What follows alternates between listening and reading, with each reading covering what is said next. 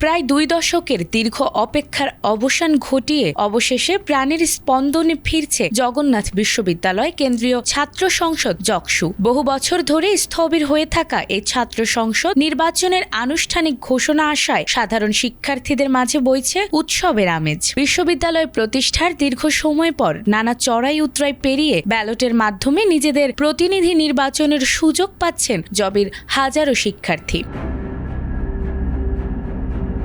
দীর্ঘ ও গৌরবময় ইতিহাস নিয়ে দাঁড়িয়ে আছে জগন্নাথ বিশ্ববিদ্যালয়। 1858 সালে প্রতিষ্ঠিত এই শিক্ষা প্রতিষ্ঠানটি 2005 সালে একটি পূর্ণাঙ্গ পাবলিক বিশ্ববিদ্যালয় হিসেবে যাত্রা শুরু করেছিল। তবে তৎকালীন জগন্নাথ কলেজ থাকাকালীন সময় থেকেই এখানে ছাত্র সংসদ বা জকসু কার্যকর ছিল।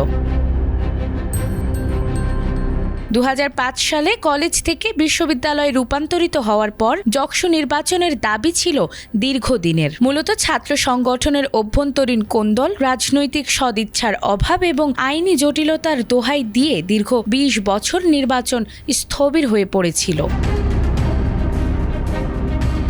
2024 সালের ছাত্র জনতার গণ অভ্যুত্থানের পর দেশে নতুন প্রেক্ষাপট তৈরি হয়েছে। এরই ধারাবাহিকতায় 2026 সালের শুরুতে জগন্নাথ বিশ্ববিদ্যালয় প্রশাসন জকসু নির্বাচনের আনুষ্ঠানিক ঘোষণা দিয়েছিল। এই ঘোষণায় সাধারণ শিক্ষার্থীদের মধ্যে ব্যাপক উচ্ছ্বাস দেখা দিয়েছে। ক্যাম্পাসের দেয়ালে দেয়ালে এখন পোস্টার আর শিক্ষার্থীদের আড্ডায় শুধু নির্বাচনী আলাপ। দীর্ঘদিন পর ভোট দেওয়ার অধিকার ফিরে পাওয়ায় সাধারণ শিক্ষার্থীরা একে গণতন্ত্রের বিজয় হিসেবে দেখছেন।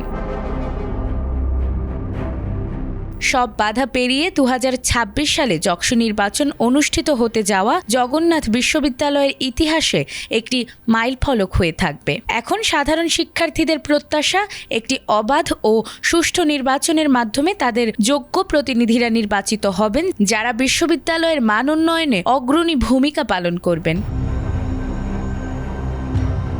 নাজমুন নাহার জান্নাত, ATN বাংলা।